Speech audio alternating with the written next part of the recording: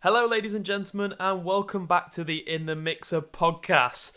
This week, Puel propels Leicester up the table, Poch struggles, Pogba is banned, and the Potters put Paul under pressure. Also, Pep's man management reaches new heights, and that's just the Premier League. To help me break down all of that and some other football stuff this week is, of course, Elias. Hello, welcome. So, of course, we have to address the elephant in the room that I am actually doing the hosting this week. I've done the intro before, so I'm a little bit prepared, but really nervous, surprisingly, even though this is all pre-recorded. So, Phil is unfortunately ill this week. He sends his apologies, like it's an important meeting, and he should be back for next week's episode. We've tried to work it all around Phil not being here, so hopefully the episode should be just plain sailing from here onwards. Yeah, it sounds good, and Michael seems prepared. I'm prepared, so why not get into it? So we'll start with the Premier League stuff, and I think that the place to start is probably with the most look forward to game of the weekend, which was this Saturday evening?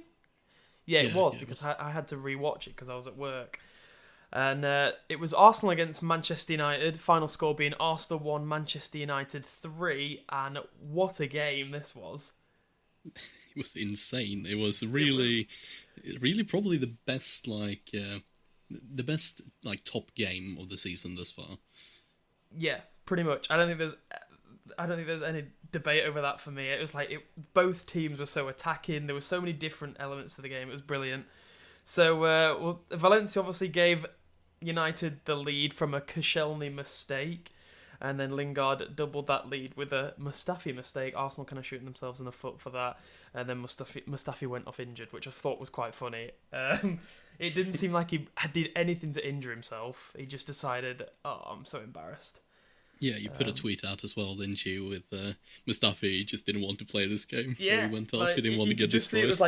It was just like you could see that it was just all going south. It was just like, no, I'm out of here. And Martial's assist for that was also really nice. But I think one of the main talking points for this game has to be the performance of David De Gea, which Mourinho described him as the world's best keeper, and I think that's been thrown around now, by a lot of different people. That De Gea, I think even Shearer said it is the best keeper in the world at the moment on Match of the Day. So interesting. Do you agree? I agree with him, yeah. He's definitely the best keeper in the Premier League by a mile, and I don't see any international keepers that can keep up with him right now, because Neuer has been declining for a year now, I think, something I was going to say. or a few years. And Oblak is probably the one that is closest to him. Exactly what I was going to say. So I just don't know who can match with him. He's just insane with everything he does. Yeah, and that performance really backed it up. 14 saves, which is a joint Premier League record. I know they didn't mention it on Match of the Day, for most of you that will probably have watched that. I was going to make Elias guess who the other goalkeepers were, but I've already sent him the notes for this evening, so he knows them already. So it was Vito Manone against Chelsea and Tim Krul against Tottenham. And I think they were both... I think they were both in the same season, but yeah, it's weird that it's keepers against big teams rather than an amazing keeper. But yeah, there must be Tom Heaton performance up there somewhere from last season, surely. I think when I had a look, he has 12 saves in a game, so that he'd make him joint third, because there's quite a few on 13 as well, I think. So that's another good shout. I can't remember who the others were. I don't know, but I think the majority of them were all lower keepers for playing for lower teams against big teams, where they've had Ben Foster had one, I think, and Boaz Myhill had another one. So yeah, that kind of gives you an insight. And even though Arsenal came back into the game, it was all rounded off. Lingard scoring from a brilliant Pogba assist, but Pogba, yeah, he kind of went the opposite way and got himself sent off. Did you see the red card? It was, yeah. It's a weird one, I think. Yeah, I was going to say, I really want your opinion on this, because I don't know what I think. I really don't know what I think either, because he's continuing just a normal movement, and for some reason Arsenal players put out his leg, so he catches the leg with his studs and gets straight sent off. It was just so weird to watch because I haven't seen anything like that. Yeah, like, so I agree. It's like Bellerin puts his leg to the side and down, so he's showing him the back of his leg, which is strange in itself. And then Pogba's just stretching for the ball. His foot's not particularly high off the ground. It's just because Bellerin's leg is on the ground. So, like, I agree that it's a sending off in that the contact that is made is like it's a dangerous contact. But I don't think he particularly lunges at him or anything like that. I think it's No. the position Bellerin puts himself in that makes it worse.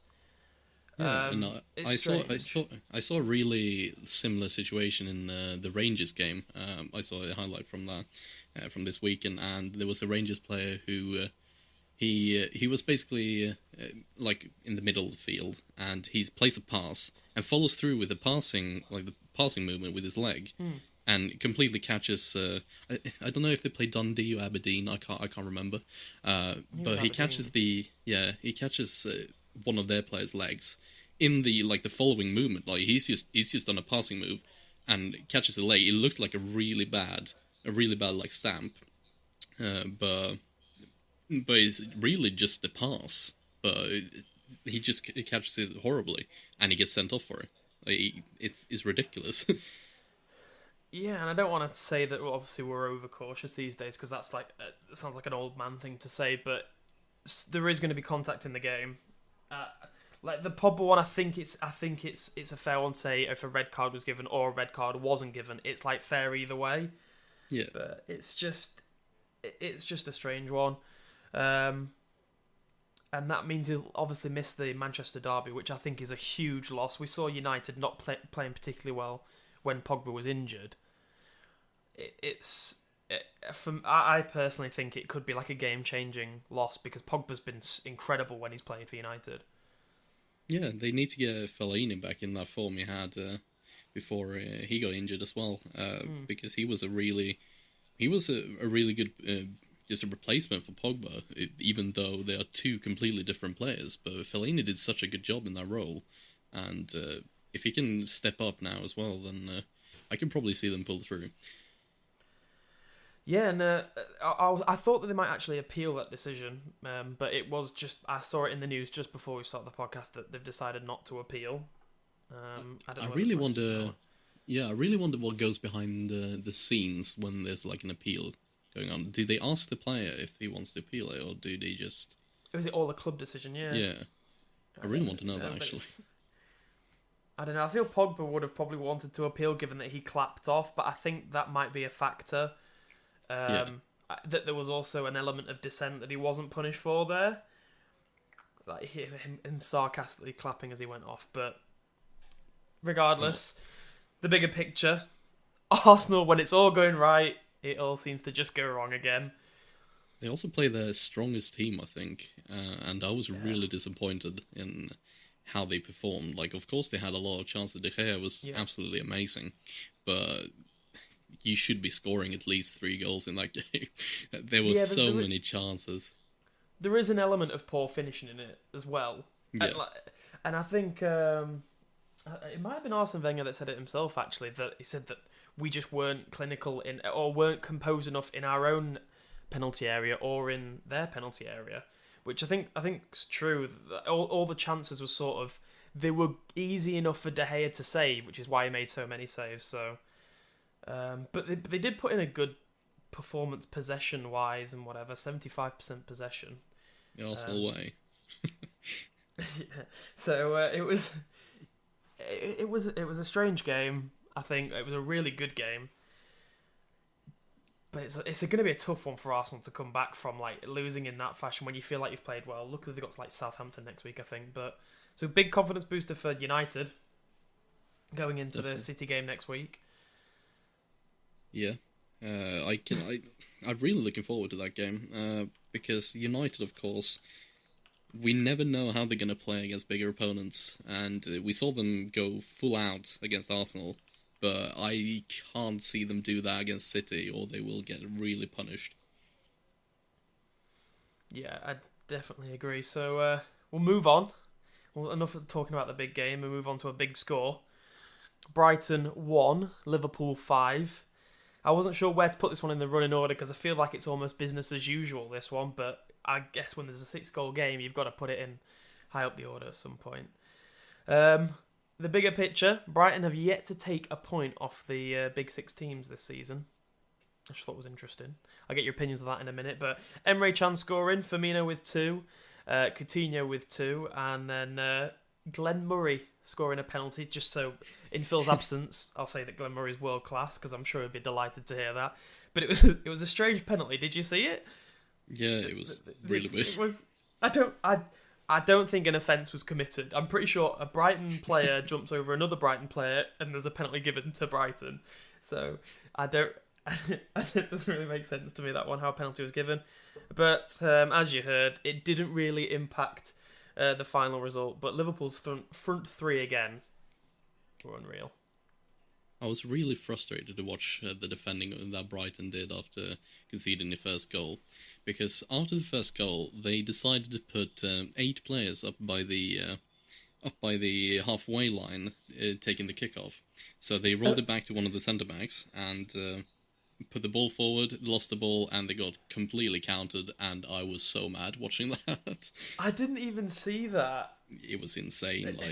It's something you would do if you were like 1-0 down in the 90th minute or something. It sounds like a Sunday League tactic kind of thing. Just like, all bomb forward. It really looked like it as well, and that was why I was so mad, because they could have, they played well until they conceded the first goal, and they decided to do that and completely just crumble after that. Yeah, their usual solid defense really was brought apart by the width of Liverpool. I think that was the main thing. Having Coutinho and Firmino seemed to be pulling the strings mainly out wide, and it seemed like Salah played through the middle more this game, which I think's not usually how it's played. But I thought Liverpool's fullbacks had to be highlighted. Trent Alexander-Arnold, I think that's his name.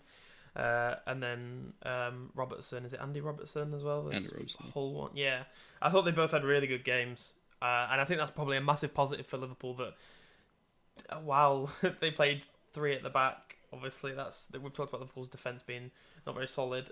The fullbacks actually got very involved, and I thought they were really worth a mention because I thought they contributed a lot to the game. But do you think it's a little bit of a worry that Brighton can't seem to play against these big teams? Of course it's going to be a worry, because you got to do something against the bigger teams. You can't just lay down and let them score 5 on you.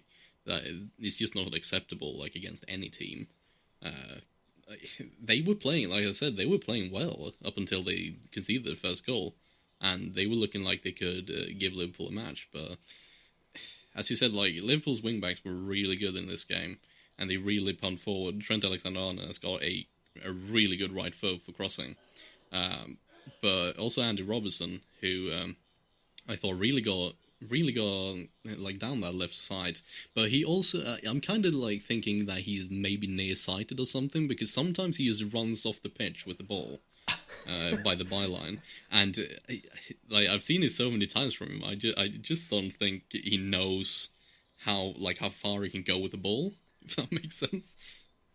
I think it's panic. I think I've seen quite a few players do it. I think players are almost just this is the right thing to do, but at the wrong time, kind of thing. And I think they're just almost panicking. It's it's gone off the pitch. You see it I've been to watch Doncaster Rovers a fair bit recently, and you see it in that lower league quite a bit. Obviously, they've seen the bigger, better players on TV doing it, and it's they've tried to replicate it, but I don't know. I agree.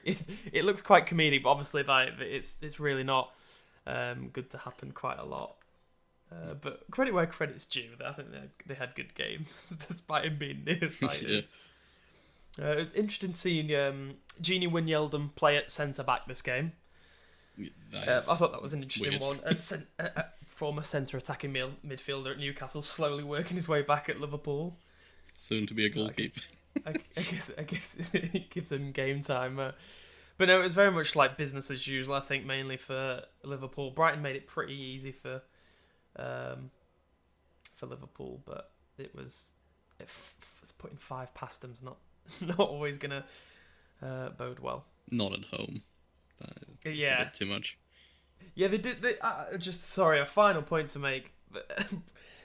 They commented on Match Today saying that Brighton seemed to set up at home how they probably should do, maybe away from home, and the fans are happy with that. I personally don't see that the fact that they don't beat the Big Six a huge problem.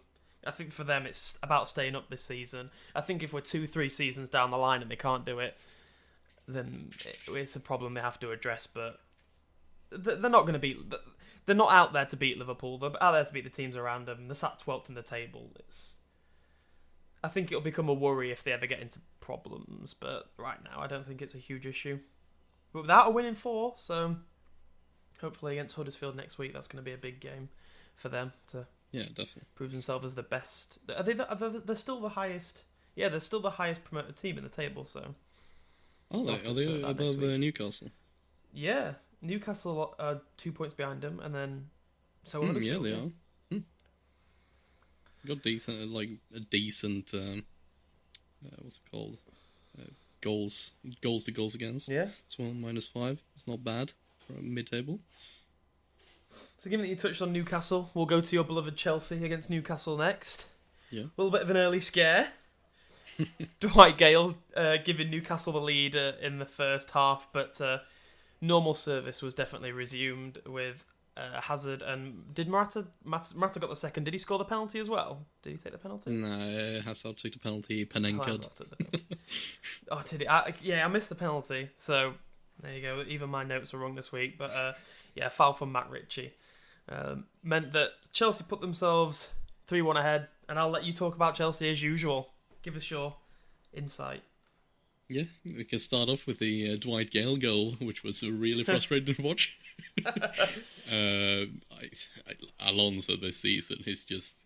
I don't know how he keeps starting at that left back position, because he just looks lazy, and he just looks completely out of it. And I just want to start Aspilicueta there maybe, and try out playing Cahill, Rudiger, and Christensen in the centre defence with Moses out right. And that is one player that I really am glad is back, Moses, because of course he won the penalty when Ritchie decided to slide tackle in the penalty box when he came running in. Yeah. And I got a bit of a deja vu from last season when he did that a few times as well. But overall, a decent performance. Lost the control of the match a few times. Didn't really keep possession very well. But it looked like it wasn't really a chance for Newcastle to get back into that game when Morata scored and Hazard got his second. It was just a cruising after that. Yeah, how many times are you going to have to say that you want Alonso dropping before Conte actually listens to the podcast and drops him? Because it's getting ridiculous now. It's almost every week, isn't it? I might text him, might know him a bit. Yeah, so. I think that's definitely needed. But no, I think Chelsea have finally hit their stride now in the Premier League. Like you said, there was a couple of possession moments where possession was lost, and obviously the early goal was a bit shaky. But I think you've pretty much hit your stride. And Hazard being back at his best, I say it every single week, but he's so good to watch when he is very good. Yeah. And I think it's a massive contributor. Danny Drinkwater came back in the side for this one. I thought it was another player. I don't think he particularly stood out, but I thought he had a pretty solid game. And I'm actually really glad. I'm actually really glad, because I was a bit skeptical that maybe Leicester team made him look better than he was. But he's really holding his own in that Chelsea team. He's really solid.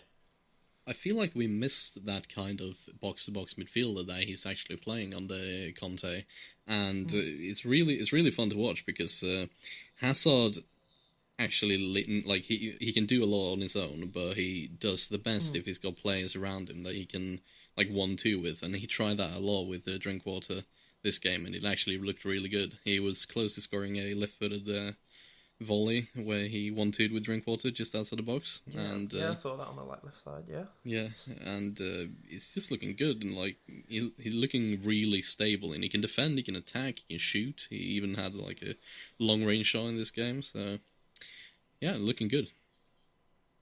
So while Chelsea are hitting their stride, I think Newcastle have done the complete opposite. No win in 6 now for Rafa Bit of a Benitez. crisis. It's I know they're having a takeover, which might even impact them in January. Obviously, because of transfer embargoes and things like that, will takeovers happen? I have to see if that actually happens. But they've really got a big problem. I know we had a long segment on it last week, so we won't go into too much detail. But that squad's so weak, and it's so evident when they get like obviously your Chelsea are a very good team, and Hazard's an incredible player, but it sort of ran rings around that Newcastle defence at some point. So it must be worrying. I think it's going to be an interesting one in some weeks to come. Next week they've got Leicester, and I think that's another easy time. But it's difficult on something that Newcastle difficult to touch on something Newcastle can change, because all these other teams at the bottom are changing their managers and things like that when they're having issues. But you can't really say that Rafa Benitez is the problem. So what do you think needs to change at Newcastle? I just don't think they have the right players to compete really in the Premier League. Like, even though they bought Matt Ritchie 2 years ago now, he downgraded himself from the Premier League to the Championship to bring Newcastle up. They got Mohamed Diame, who had a really good last Premier League campaign when he was at Hull. And I just don't think like the attacking force is up to standard. Like Ayoze Perez, he's had so many seasons in the Premier League now, and I don't see him as a goal scorer. Dwight Gale, he's a goal scorer in the Championship. He can't really do it in the Premier League. He's showed that. That's why he was sold from Palace. And Jacob Murphy is just what's it called? Just unproven, really. He doesn't really. He's an exciting prospect.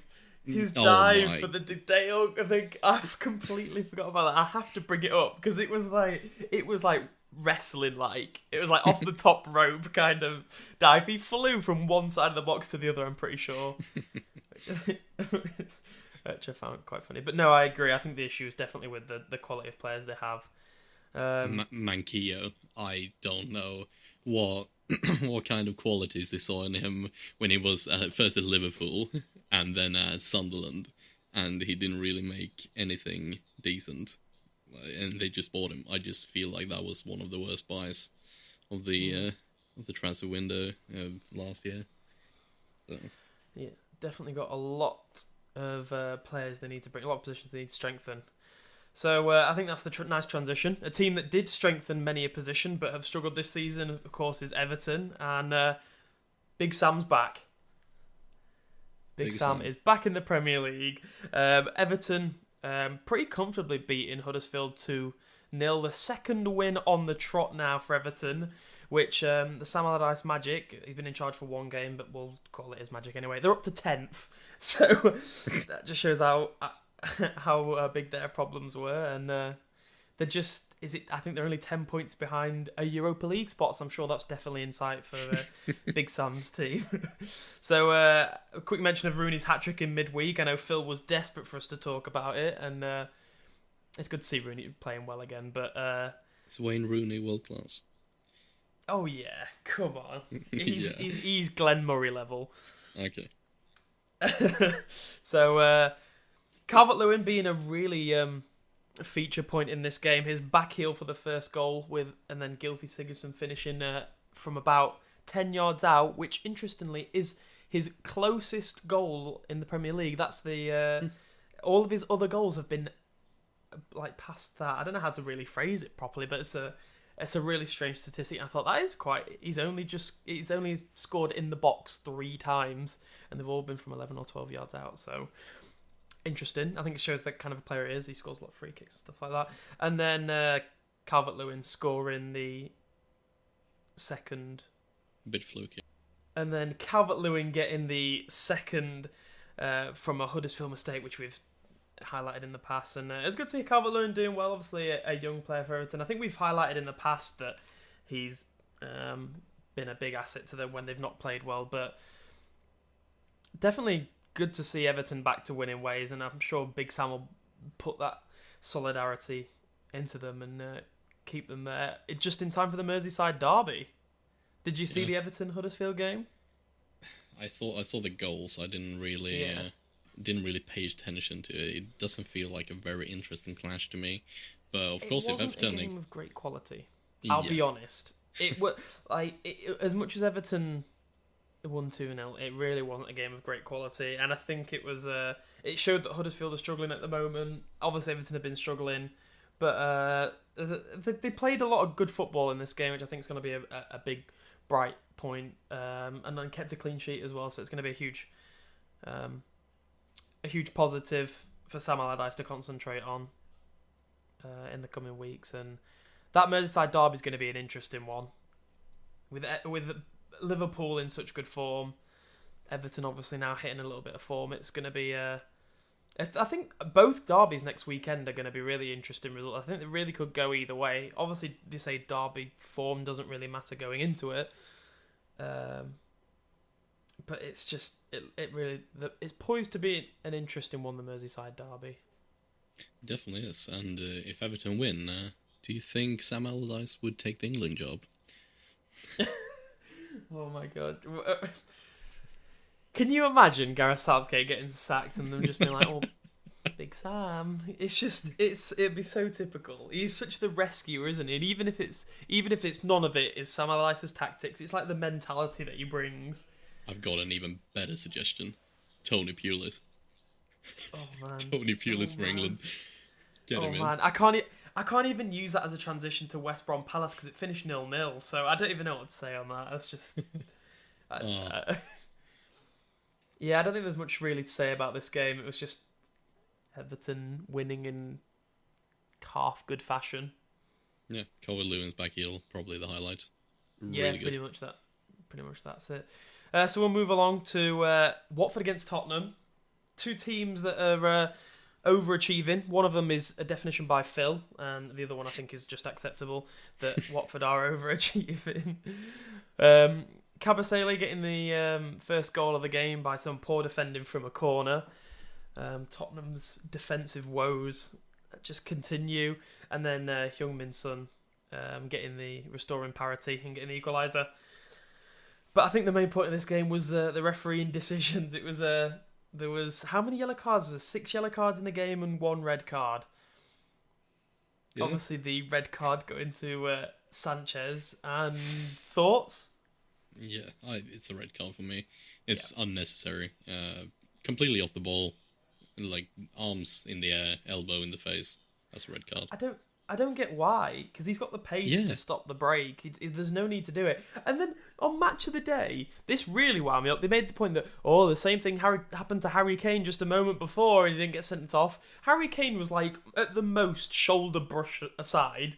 And yet, Sanchez, was it Richarlison they elbowed in the face? Yeah, I don't know who it was. But it was just... Tottenham are in trouble a little bit now.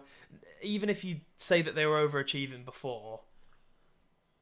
no win in 4, and there's even some teams in there that they should have beat. It's a problem. It's a problem, and I don't know what is wrong with Tottenham right now. Harry Kane is not scoring, really. Son is the best goal scorer this season, I think, after Kane then. But he's really looking like he's going to be the talisman if they're going to do something this season.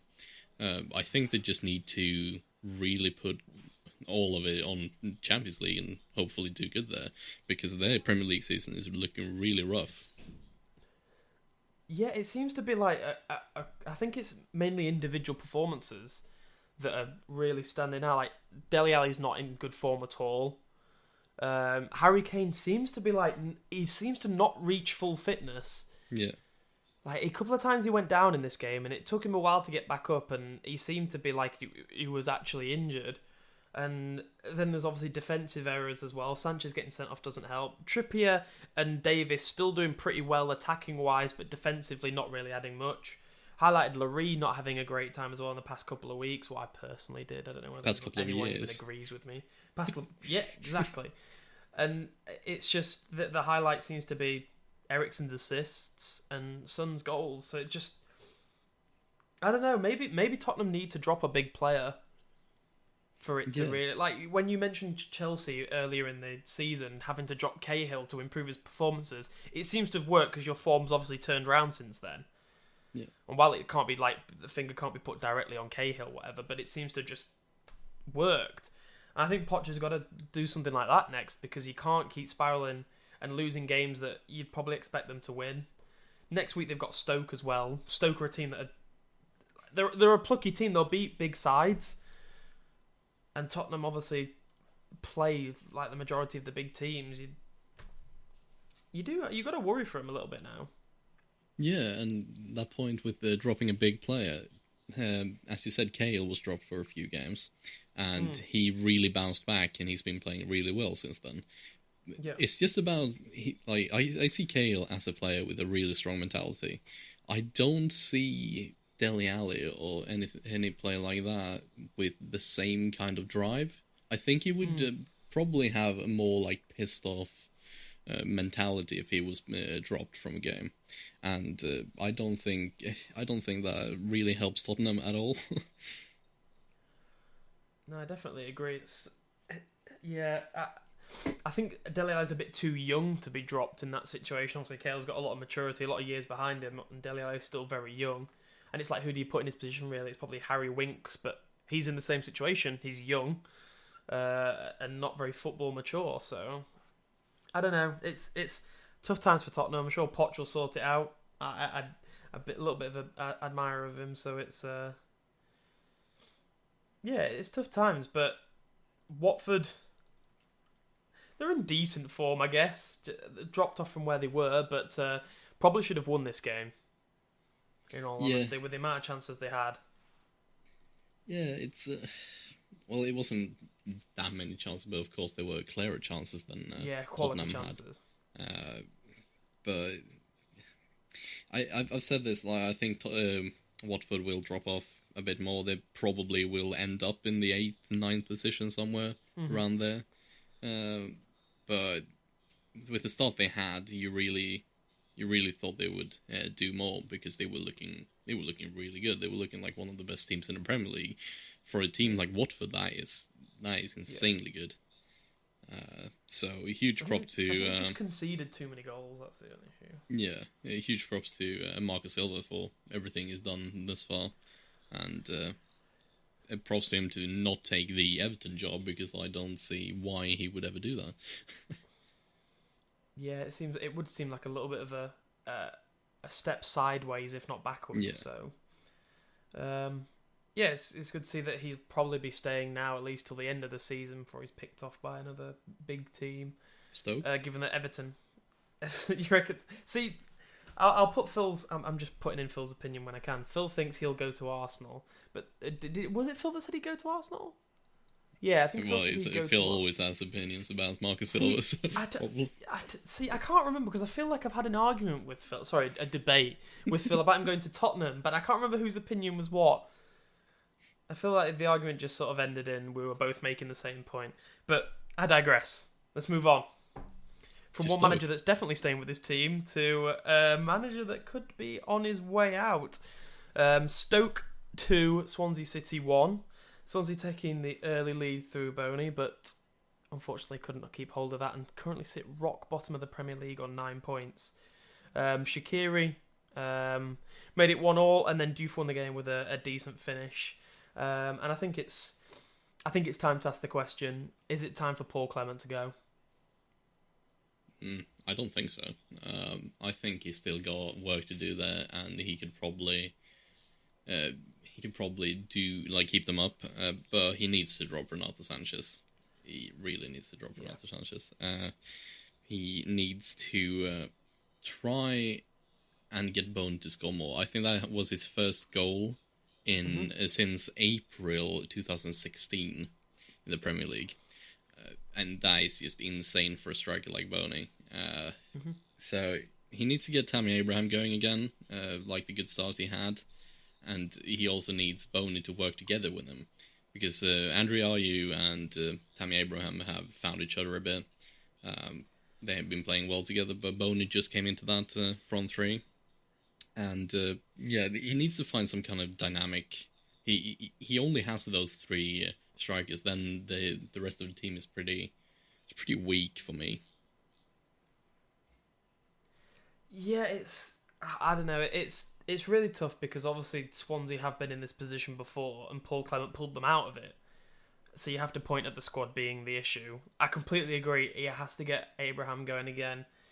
I think Boney does have that goal scoring element to his game. Definitely, he's proven it in the past. So get him going again. But I think there's probably going to be some pressure for playing Sanchez in the loan deal. I think that's probably what makes him keep playing him. I think he started on the bench in this game, but yeah, it's I don't know. I think it's a problem that they don't score enough goals and they concede too many. So it's a big problem. And I love Paul Clement. He's a nice guy. Nice guys finish last. Exactly. That's exactly the point, and they are last at the moment. Oh wait. So it worries me with all the teams around them changing different variables. Like I said, with the Newcastle one, changing managers around, a lot of teams changing managers. Swansea just don't really know where to go. Maybe just their time in the Premier League is up. They might need. Like they got away with it last year, so it might be good for them to have a season in the Championship and come back.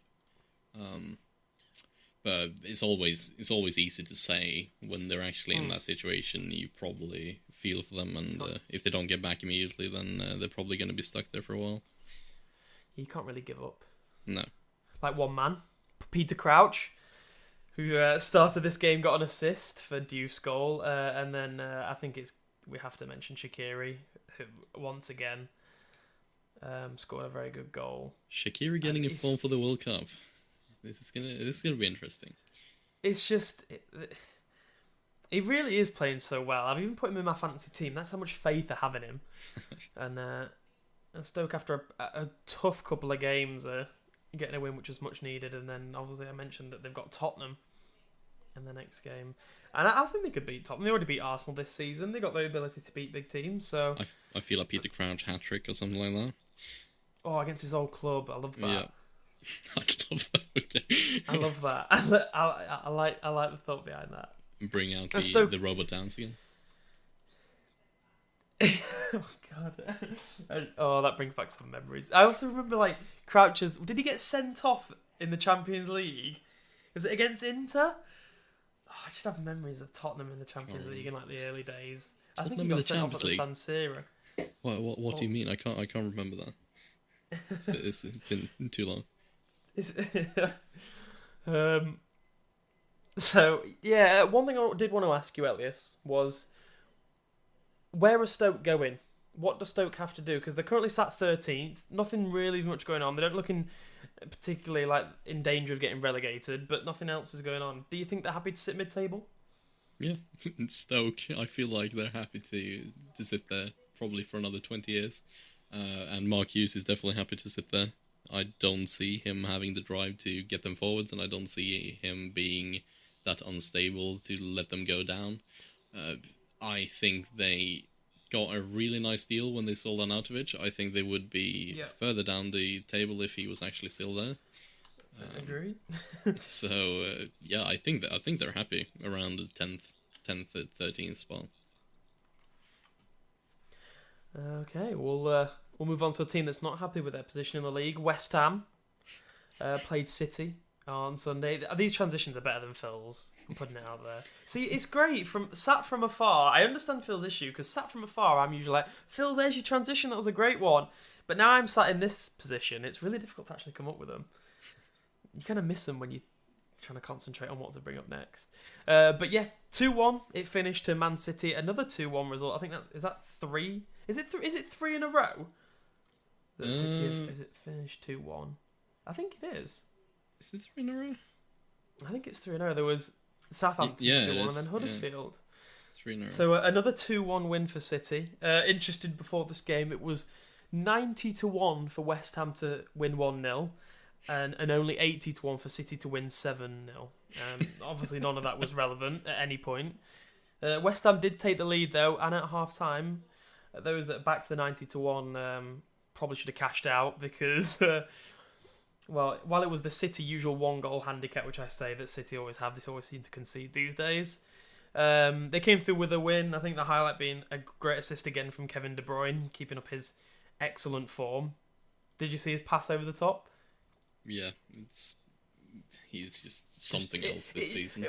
You can't even say like, oh yeah, it was great, because he just does it week in, week out now. Yeah. So another late winner, and I know that's something Phil wanted us to bring up. It is now 12 goals City have scored between the 70 or after the 75th minute, should I say, which I think is the most in the Premier League as well. So late winners, but good guys always finish last, or something like that. Or is that what you said before? I think Thierry Henry a few weeks back. Sorry, go on. Yeah, I kind of want to bring up that I think Phil slated Otamendi for being on the score sheet last week, and he's actually on the right side of the score sheet this week. Yeah. So you got to give him some props. Credit where credit is due again. Exactly. It was weird though, because I didn't see the goal first off, and before watching the game back, I watched the highlights, and I only saw Otamendi in the middle coming in from across, and I was like, what is he doing there? But not realising there was a set piece before that I was like, how is he that far up? A City now just bringing their centre-backs into attack as well, which probably causes them to concede quite a lot. Pep Guardiola. Yeah.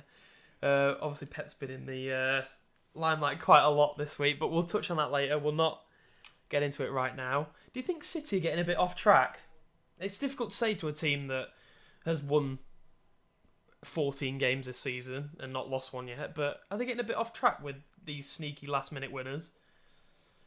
I think, Pep is, of course, a football perfectionist. He wants the team to play good football and win games. That is something that Pep will always value the highest. And I just feel like Pep, he doesn't really care how they win. Yeah.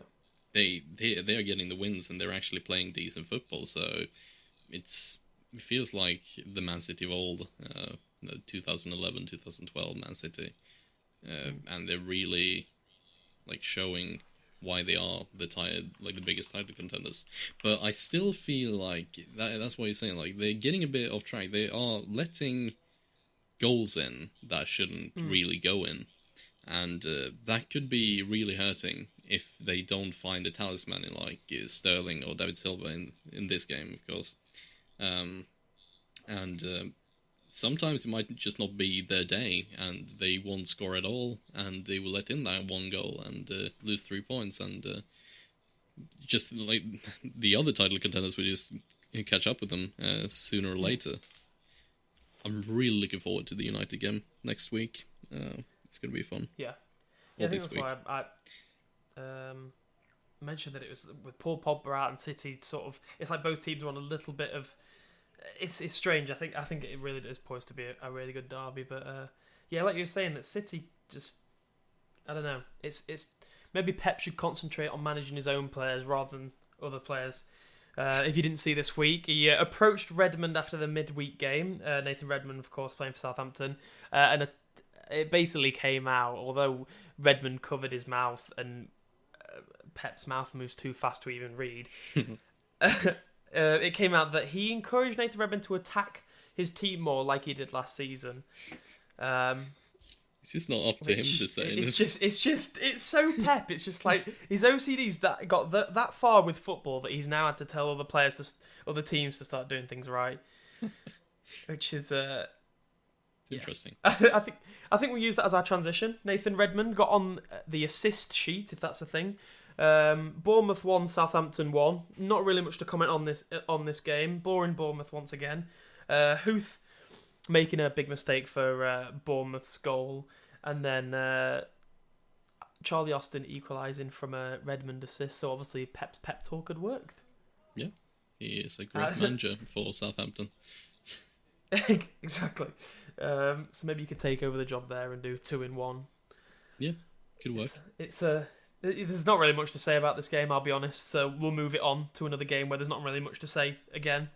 Burnley slip into defeat once again, this time at the hands of Puel's Leicester. Demi Gray scoring the only goal of the game. It was really quite a strange goal. Mahrez with the cross in was saved, and obviously Demi Gray converted via colliding with the post. Yeah, he had a really good game, the Demon Gray. He had a lot of shots. He's in really good form. Yeah, he really looks like the player that they bought, that they bought for that amount of money from Birmingham. But like, it's about time that he really shows what he can do. And of course, he's still very young, but I think Leicester needs someone like that to complement Mahrez and complement Vardy. So they have two wings that are actually really decent. Yes, I agree. I was going to make the point that having Mahrez and Demi Gray both being great wingers would work really well for Puel, but it just makes me think Birmingham only got 7 million or 10 with potential add-ons. We could have got so much more for him. You could have got so much more with how much transfer fees have been thrown around. But I guess when a player forces a move, it's difficult to change. But yeah, it was a relatively neutral game, I'd say. Yeah. Few quality chances, and the Demi Gray chance was just sort of a strange goal, like I already said. So not really much to say on that game either. And a game to even say less on is West Brom 0, Palace 0.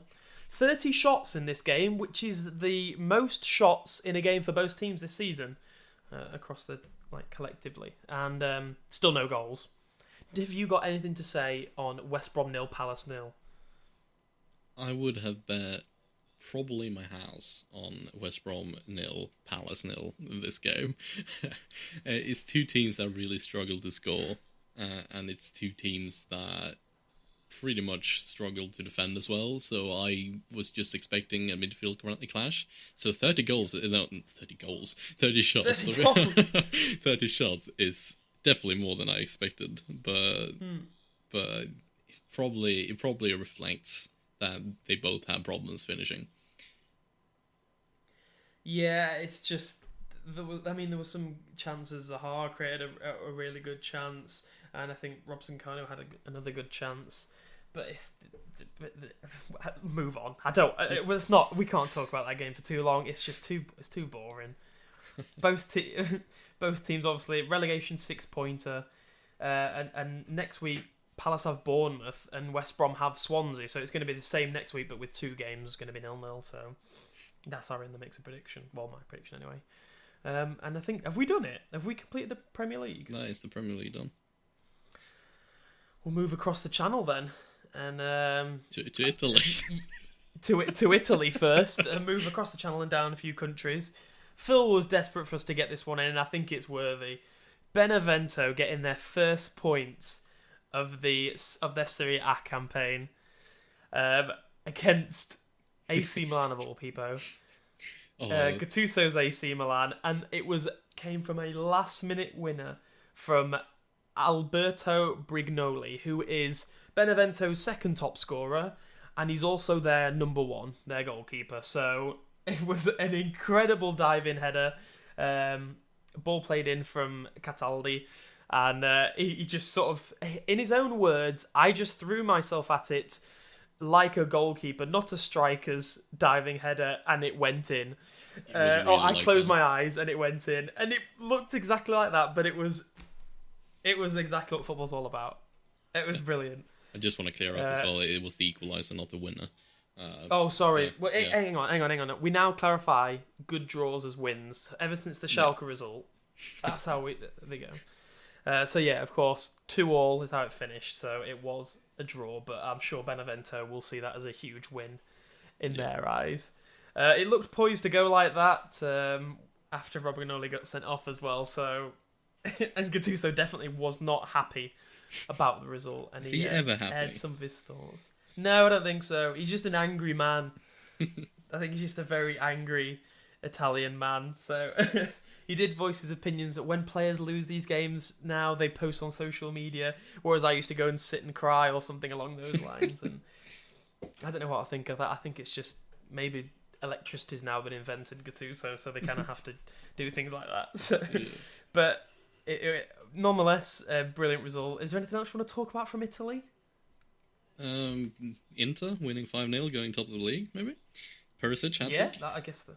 I guess that's a big point to talk of. That's it. It was weird to see Napoli drop off the top of the league when I saw it because I thought that they were actually still 5 points clear. Yeah, they've been But dropping a Inter, few points, and losing to Juventus didn't really help yeah, them. last week, yeah, was it last week? Or Uh, was it this week? Oh, it was midweek, wasn't it? Yeah. yeah. Uh, So so Inter's still Inter top. unbeaten, Yeah. which is of course good to see a new leader in the league, and Juventus beat Napoli as well in midweek. I don't think the Italian teams have played at the weekend, did they? I don't know. I think they played midweek last week, but Napoli losing to Juventus was it means there's just 2 points between first and third now, and it's wide open for everyone who wants to take that Serie A title. Going into the season, I would never say that the Serie A would be the closest league I of the know. top four, and it's just fun to see again because it used to be like that. Of course, it used to be like the early 2000s and mid 2000s, but we haven't seen that for a while since Juventus have been really dominating. So yeah, I'm really happy to see Inter doing well because it's been a while. It definitely has. I think it's needed as well into such a big club. It's definitely is. So we'll move across a different pond. I'm not sure which one. Is it a Mediterranean pond? And we'll go to Spain. I've seemed to have forgotten about France, but we'll move on. In Spain, there's a couple of interesting results. Barcelona held to a 2-2 draw against Celta Vigo, and Real held to a 0-0 draw against Atletico Bilbao, with Ramos being sent off for an elbow, similar to Sanchez's actually. So 24th red card for Real Madrid. that's It's insane that you can get It's 24 red how? cards. And the amount of Still yellow hilarious. cards as well. I know. I don't even want to think about it.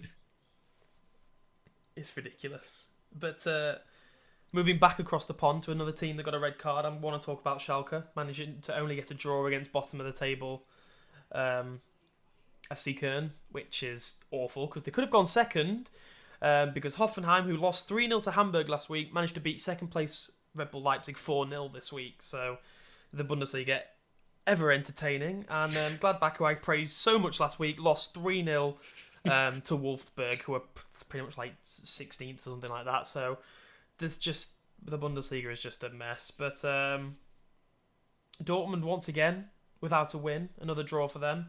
Only drawing 1-1 to Leverkusen, who were down to 10 men with Vendel being sent off. Sorry, Wendell, because he's not actually German. I don't know why I said Vendel. Vandal. Wendell being sent off. Wendell being sent off. So Dortmund now 6th and without a win in 5. On the same amount of points as Frankfurt and Augsburg, who you wouldn't exactly put in the same class as Dortmund. So the pressure continues for Dortmund. And who do they have next week? They got Werder Bremen, so that should be able for them to get back to winning ways. But have you got anything to say about France, Elias? Because I know nothing about the French league.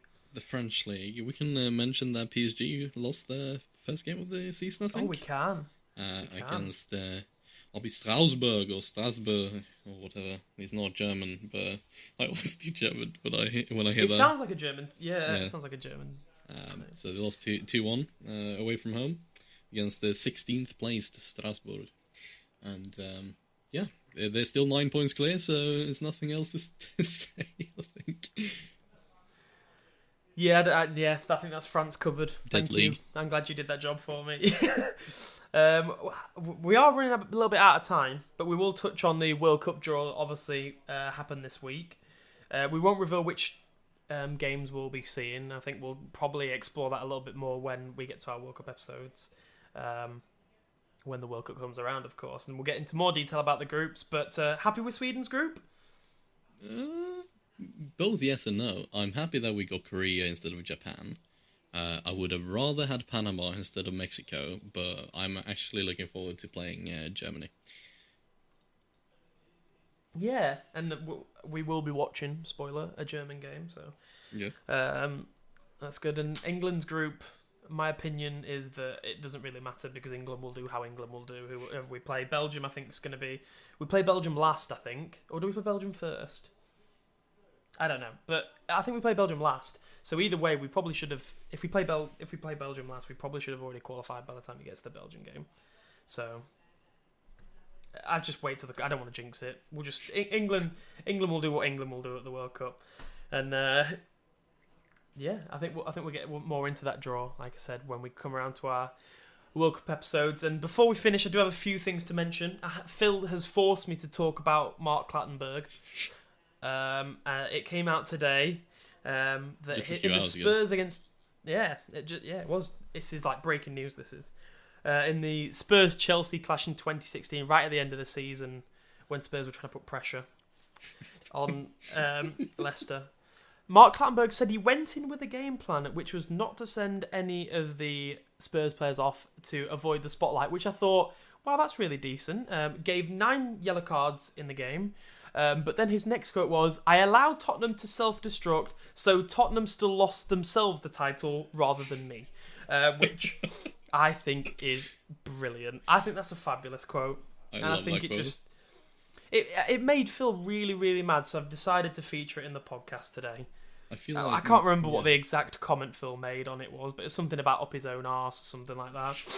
I feel like Mark Clattenburg is not very liked anymore in the Premier League. It's brilliant. I think that's great. Yeah, it's a bit of a celebrity Tottenham, referee. Yeah, I love celebrity referees. Well, I don't. I really hate them. I just love them because Birmingham never seem to get these referees in their games in the Championship. But preview Birmingham against Wolves tonight should be an interesting game. Kicks off on in TV. About 1.5 hours. It's on TV, so give that one a watch. If you should have given it a watch by the time this is released. It's already happened. So Birmingham winning that game 4-0. Wolves, who of course were top. I'm kidding. Now, so I don't want to talk about that game because I think it'll be pretty bad. So I'm sure you listened last week and heard that we started a new segment, which is our In the Mixer squad. 1 week in, we're already delaying it because obviously Phil's not here, and we wouldn't want to just make it really unfair and not let him give us his centre backs. Not that his centre backs would win. No, definitely not. We can also mention that Iki Casillas won the vote, so thank you for everybody who voted for my suggestion.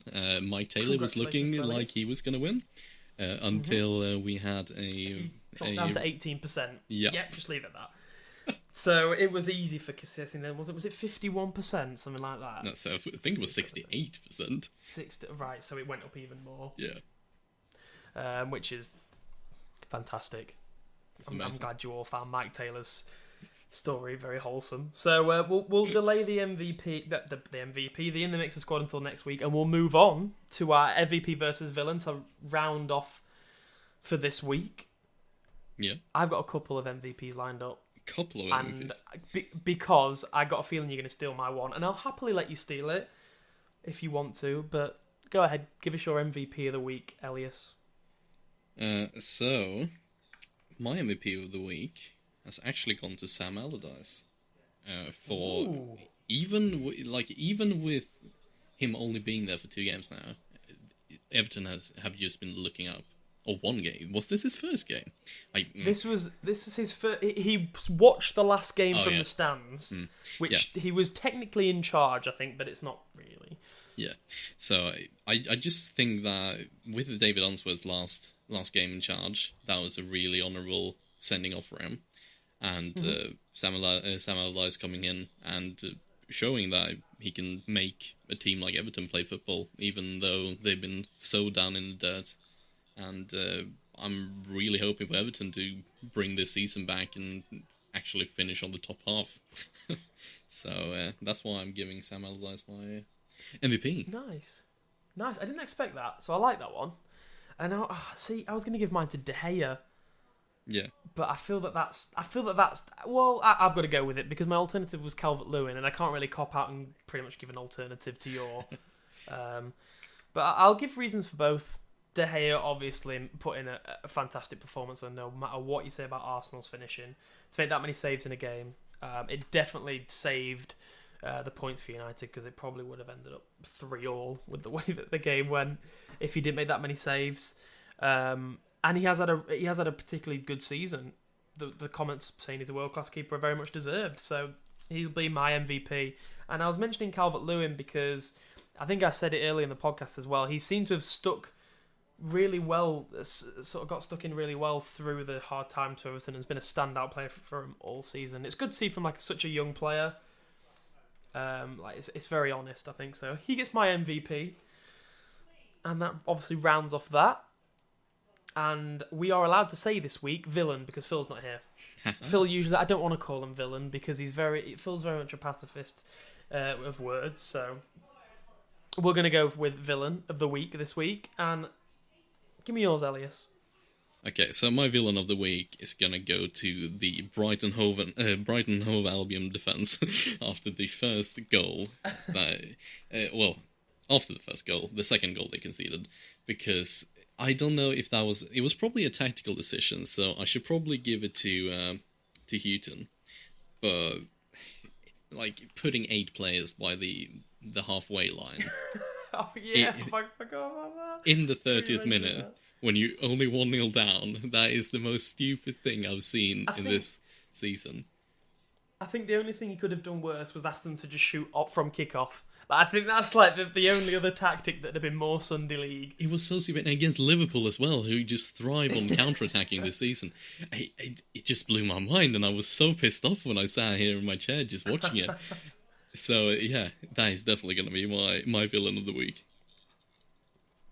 I like it. I think that's a brilliant one. And I'm going to give mine to Paul Clement. I criticised him this episode so much that I had to give him my villain of the week.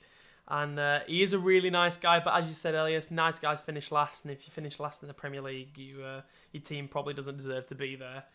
He commented saying that he corrected the bad run that Swansea had last year when he took over the job, and currently that bad run is in his hands at the moment, so maybe it's time for someone else to take over. But I don't know, am I being just too modern and just wanting managers to change all of a sudden? I don't know. But he gets my villain of the week because I think Swansea really should have seen a game out to at least a point against Stoke after taking such an early lead. I feel like you're just jealous that they have Paul Clement. I think you just want Paul Clement for yourself at Birmingham. Just because I say he's a nice guy doesn't mean I think he's a great football manager. Oh, okay. Well, I'm not happy with Steve Cottrell actually, so I'm not going to say I am, but I don't want Paul Clement either. He's an unwanted man. All right. Okay, so I think we're pretty much there.